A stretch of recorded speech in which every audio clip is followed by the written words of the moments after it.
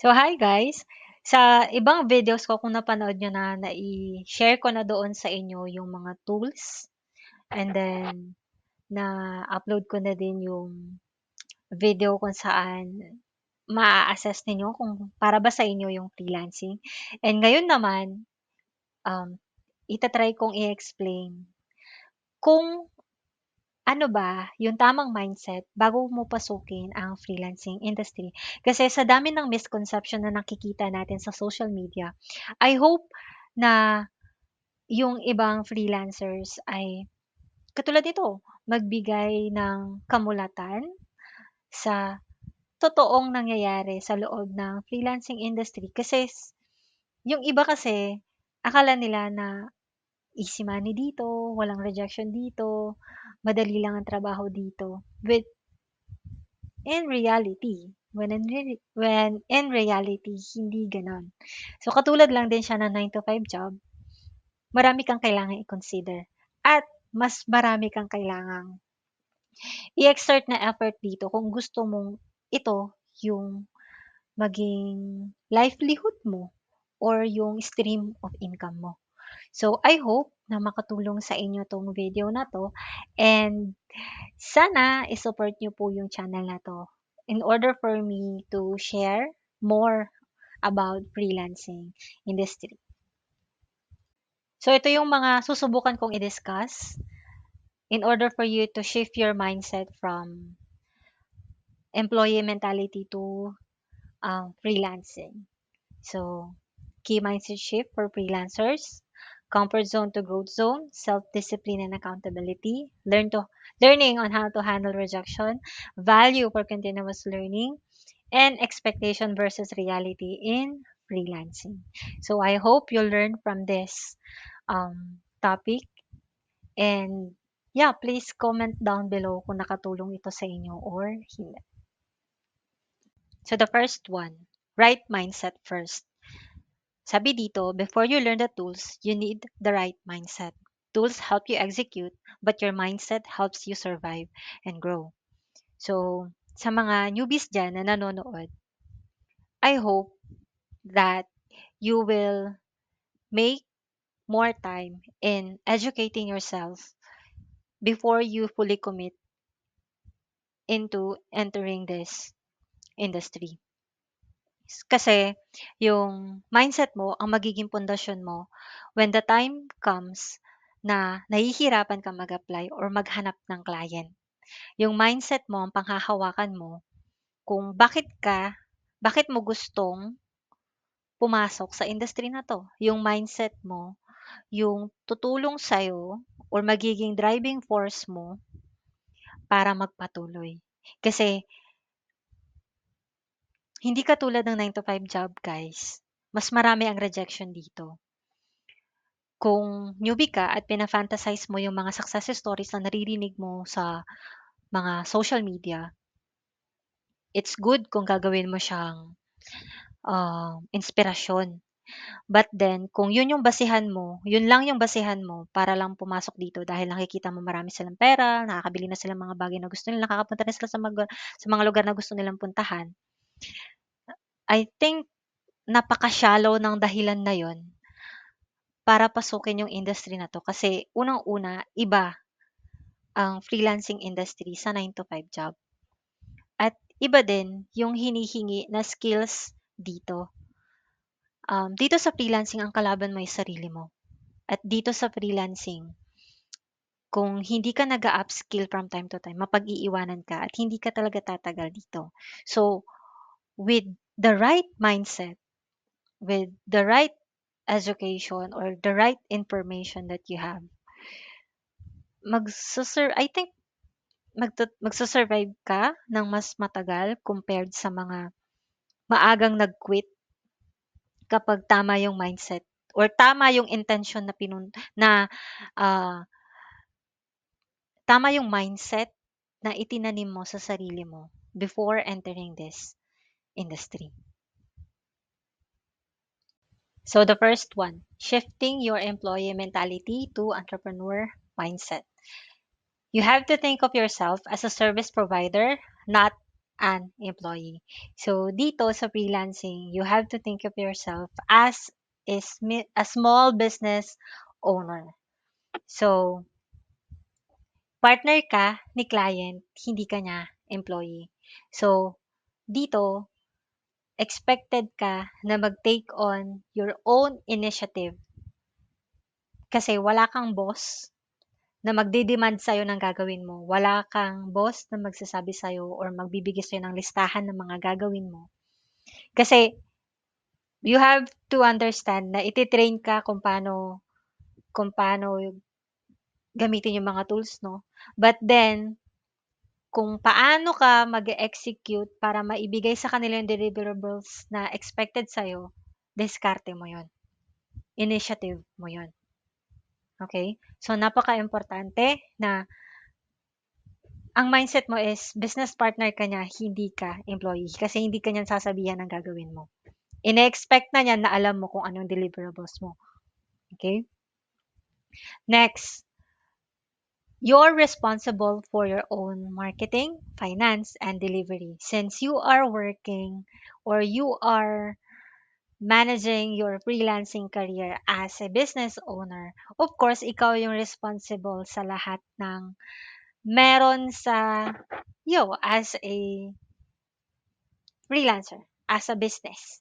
So, ikaw ang magma-market ng sarili mo, ikaw hahanap ng sarili mong client, ikaw magma-manage ng finances mo, at ikaw din ang magche-check ng sarili mong deliverables or ikaw yung magse-set ng kung anong klaseng deliverables yung gusto mong maibigay sa client mo.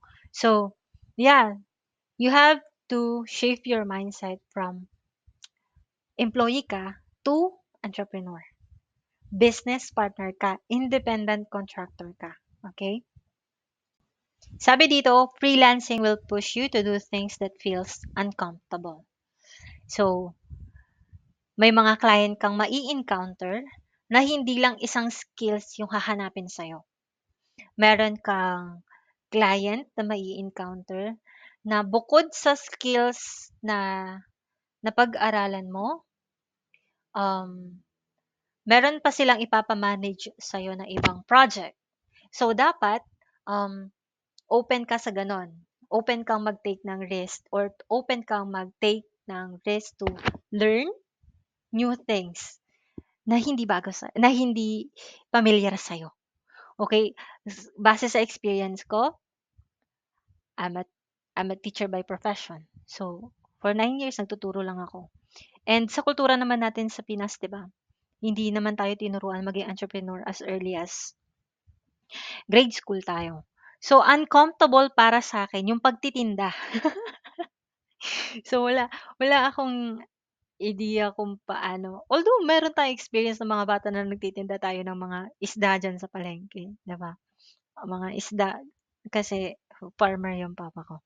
So, nasubukan naman natin pero dahil naramdaman natin yung uncomfortability ng pagtitinda, hindi para sa akin parang ayokong pasukin yung gano'ng industry. Pero dahil yun yung isa sa magandang niche, so blessing lang din talaga na na na na napasok ko yung industry na 'to at hindi ko rin at dahil din sa industry na 'to na sales and marketing, hindi ko alam na meron akong hidden talents when it comes to graphic designing.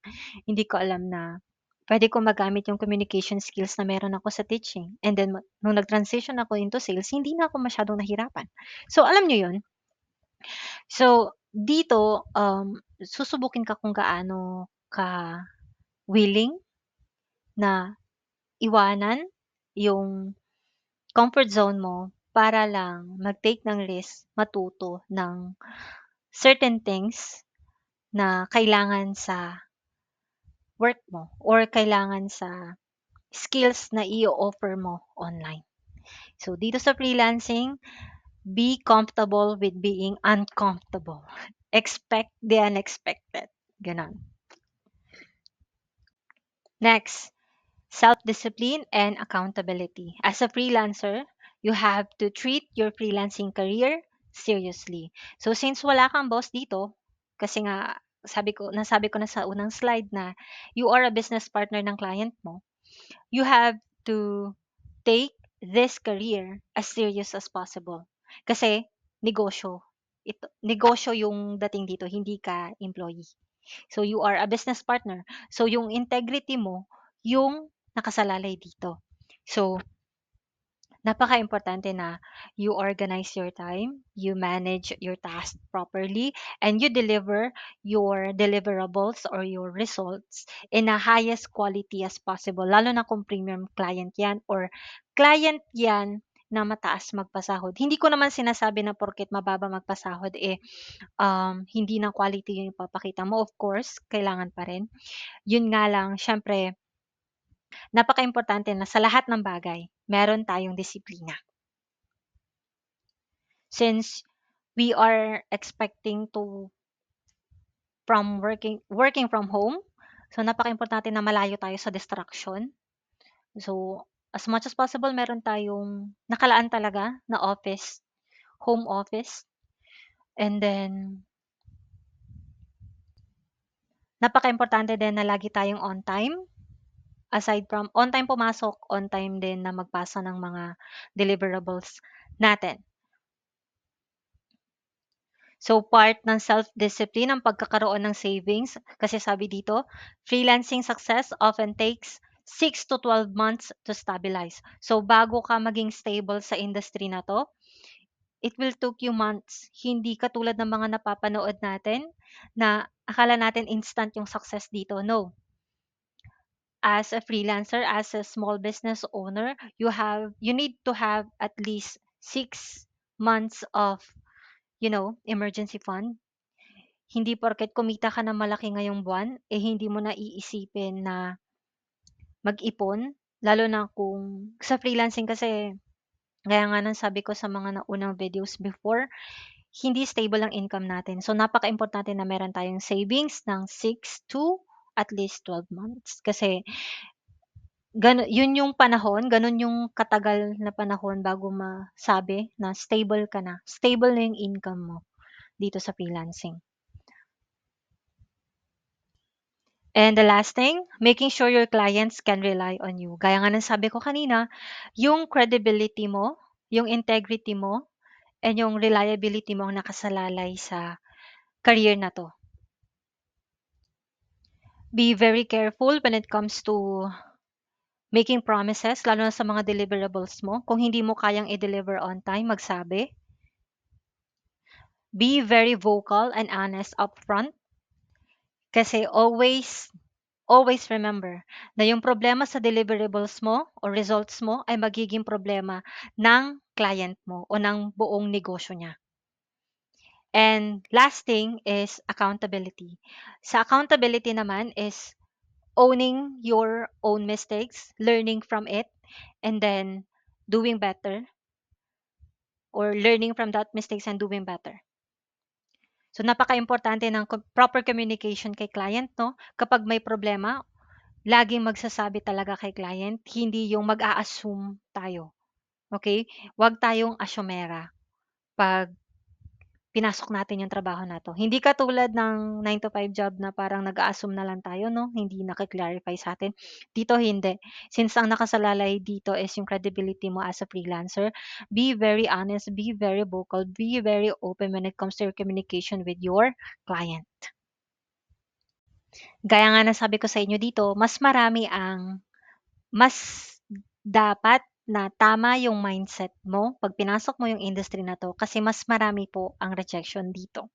At mas masakit, in fairness, mas masakit po talaga yung rejection dito sa online. Kasi parang gaya nga ng sabi ko 'di ba, ang kalaban mo yung sarili mo. And then, of course, kapag professional ka, you take pride of yourself 'di ba? Parang you think of yourself as highly medyo kasi nakatapos ka or meron kang skills na may pagmamayabang. So, kapag na-reject siya, parang pina-personalize namin. Ako nung una talaga pina-personalize ko siya. But then, habang katagalan, hindi pala dapat gano'n. Having the right mindset will help you, uncover the things behind every rejection. So sabi dito, not every proposal gets a reply. And it's okay. No means you weren't the right fit for that project or for that role. And it's okay. Rejection is proof that you're trying. So hanggat hindi ka nag apply, hindi ka marereject ng marereject, hindi mo alam kung tama ba yung ginagawa mo or tama ba yung process na sinusunod mo or tama ba yung strategy na ginagamit mo. In every rejection, use that as a feedback to improve. Let's say for example, tignan mo kapag nare-reject ka, titignan mo kung ano ba, saan ka ba nagkakamali, sa resume ba, sa discovery call ba, sa pagse-send ba ng email? Yeah, use that rejection para pag-aralan kung yung mga saan sa mga strategy mo ang hindi nagwo-work. And lastly, the right client will eventually say yes. Hindi mo kailangan ng sandamakmak na clients para lang masabi or makuha yung, alam mo yun, earnings na target mo before entering this industry. Kasi kahit gaano kadami yung clients mo, kung burnout ka, hindi ka masaya sa trabaho mo, hindi ka pa rin tatagal dito. So, the right client will eventually say yes to you kapag nakikita nila na ikaw yung perfect fit for their company. Susugal yan sa skills mo or sa talent mo kahit newbie ka kapag nakikita nila na you are the right one for them. Kapag naramdaman nila na ikaw na yung hinahanap nilang perfect sa role, sa open role nila. Next, value continuous learning. So, ito yung, alam nyo, nung umalis ako sa pagtuturo, ito yung pinaka-pinanghawakan ko, no? Kailangan, hindi ka lang natatapos matuto. You have to learn continuously. And as an educator, yun din yung gusto kong i-advocate sa lahat. Hindi sa bilis ng technology nowadays, napaka-importante na nag-upskill tayo.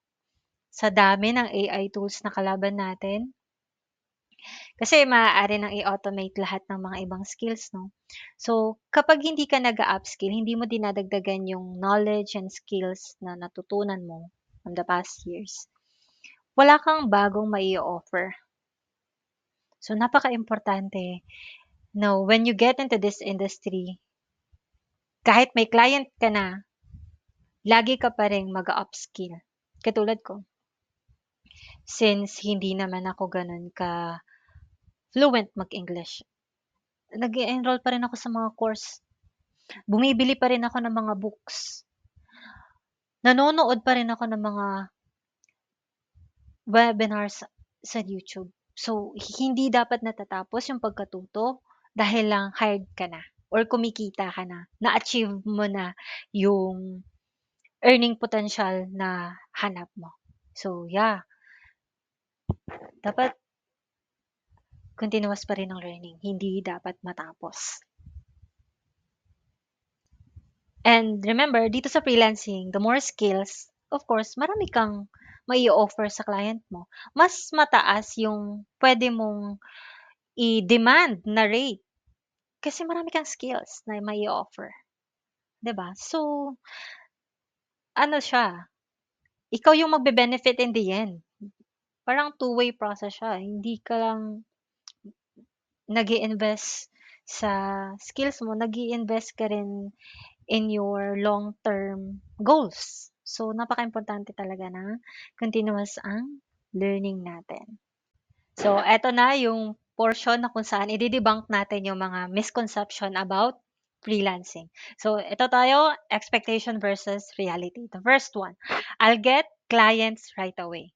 In reality, it may take weeks or months or even a year before you land your first paying project. So, you need to build trust and your reputation first before you get that client. So, it takes time. Hindi siya pagkapasok mo, ay may clients ka na agad, no. Sa dami ng freelancers na meron na sa industry ngayon or sa niche na papasukin mo, sa dami ng skills na meron na sila, you have to consider na hindi lang ikaw yung naghahanap ng trabaho, okay, online. So, napakaimportante ng tamang mindset na, ma-debunk natin yung misconception na sa freelancing makakahanap ka kaagad ng client, no. It takes time at marami kang kailangang i-consider. Let's say for example, kailangan paano mo mabi-build yung trust and reputation mo? You have to optimize your online profiles. You have to, put yourself out there, katulad ng ginagawa ko ngayon. You have to invest, of course, in your skills and learnings. So, marami kang kailangang i-consider bago ka makahanap ng client. Next, misconception. I can set high rates immediately. But in reality, most freelancers start with smaller projects or lower rates to build a portfolio, then gradually increase as they gain experience. So, hindi ka agad-agad makakapag-demand ng malaking rate. Unlike na nakikita din nyo sa mga Facebook groups na mga pinapakita nilang earnings nila. Bago nila nakuha yung earnings na yon, nagsimula din sila sa pinakababa. Okay? So, let's stop fantasizing na dito sa freelancing makaka-earn ka kaagad ng malaki, ng million, ng 100,000, ng 6 digits. No, it takes time. At lahat ng mga nakikita ninyong success ngayon ng ibang freelancers, taon ang binilang nila bago sila nagkaroon ng ganyan. Siguro yung iba, meron kaagad kasi yung skills nila ay in demand, but pili yung industry na gano'n. Sa mga general industry katulad ng graphic designing, video editing, virtual assistant, ganyan, stiff ng competition. So, hindi ka kaagad-agad makakapag-demand ng higher rate, lalo na kung newbie ka. Next, misconception or expectation. Every month will bring steady income. But in reality, some months will be busy, others will be quiet. That's why budgeting and multiple income streams are important. So, dito sa freelancing, hindi ka pwedeng magpakakampante na dahil meron kang full-time na client, steady na yung income. Kailangan sa freelancing mindset mo, anytime pwede kang tanggalin yan. So, napaka-importante na meron tayong other streams of income just in case na matanggal tayo or hindi na kailanganin ni client yung services natin. So, napaka-importante na meron tayong magbi-build ng emergency fund 6 to 12 months. Okay? Yung iba naman, nagdadagdag sila ng client, which is sobrang galing. Bilib ako sa mga freelancers na 3, 4 yung client, grabe. Natutulog pa ba kayo? Kasi, yeah, gaya nga ng sabi ko, nasa sa'yo naman, eh. Nasa sa'yo naman kung kaya naman ng katawan mo, kaya ng isip mo, kaya ng, ah, kaya ng sarili mong i-deliver lahat ng results within that 3 to 4 clients, go! Okay? Sky is the limit dito. Puwede naman kasing i-outsource 'yan, kaya kahit kung agency ka na mas okay.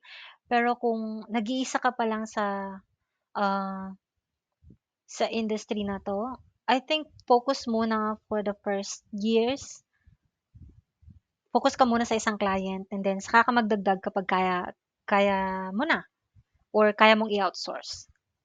But yung 'pag ija-juggle mo sila na ikaw lang, I don't think kakayanin ng katawan mo. So, mako-compromise pati yung quality ng results mo. So, napakaimportante na i-consider din natin yung mga client natin. Kasi sila yung dahilan kung bakit tayo may kita. Next, freelancing means less stress than a 9 to 5 job. But in reality, freelancing removes the boss, but it adds new responsibilities like finding new clients, managing time, and delivering results. I think guys, lahat naman ng job ay merong certain stress level factors. So, nakadepende na lang talaga sa'yo kung gaano ka-tolerable mag-handle ng stress. Katulad sa akin ang niche ko ay sales and marketing. So, since, nasa sales ako, mas mataas yung stress level dito kasi mas marami ang rejection namin. But then, depende sa ibang niche. Pero gaya in general term, wala naman since trabaho, since business ito, from time to time we have to expect na nandiyan talaga yung stress. And I think, may healthy kind of stress naman. So, since nasa freelancing naman tayo, makakapili ka. Kung stressful na yung work mo, you can switch jobs. As long as may skills kang may offer, may ibang skills kang may offer, you can switch job. Okay? So, you have the freedom. Unlike nung kapag nakatali ka sa 9 to 5 job na sabihin nating maganda naman, kaya naman yung kita pero stressful talaga yung work environment tapos, um, hindi ka makaalis kasi stable, I don't think na sisingilin ka kasi ng katawan mo later on, eh. So, napakaimportante na meron tayong gamitin natin yung freedom natin na makapili ng trabaho na kung saan may stress, pero kaya nating i-tolerate yung stress. Next, dito na baliw lahat, eh, work anytime, anywhere. But in reality, freedom comes with responsibility. You need to have a structure bago mo ma-enjoy yung work anytime, anywhere. And I think 'no, hindi 'to applicable sa lahat. Kasi meron lang niche na kaya mong dalhin yung work mo, magdadala ka lang ng laptop then maibibigay mo na yung siguro may bibigay mo na yung deliverables mo, pero hindi siya applicable sa lahat. Okay? Depende pa rin sa niche na pupuntahan mo. You can do this, pero depende sa niche. And you can do this, of course, nakasalalay pa rin kasi dito yung quality ng deliverables mo. Kahit na mag-work anytime, anywhere ka dyan, basta yung quality ng work mo or ng deliverables mo hindi mako-compromise, it's okay. But then again, kailangan meron kang matibay na structure bago mo gawin ito. Next, easy clients. So, ang expectation ng mga newbie sa industry na 'to, easy daw ang mga clients. But in reality, no. You're gonna meet a demanding client. Some of them are unclear magbigay ng instruction, demanding. Yung ganito lang yung nasa kontrata pero gusto gawin mo na lahat or yung iba late magpasahod. So, kailangan mo ng matinding patience, ng negotiation skills, and of course, ng boundaries. Kailangan open yung communication mo sa client mo when it comes to working as a freelancer. So, you see, I hope, no, na nakatulong yung mga videos ko ay, o yung mga slides na 'to sa inyo para ma-open yung mind ninyo kung ano ba yung pinapasok ninyong gusto niyong pasukin na industry. And napakaimportante na meron kayong na you are spending your time wisely in learning the industry first before you fully commit yourself. So, see you, see you on my next video guys and sana may energy pa akong maggawa ng ganitong videos. Bye!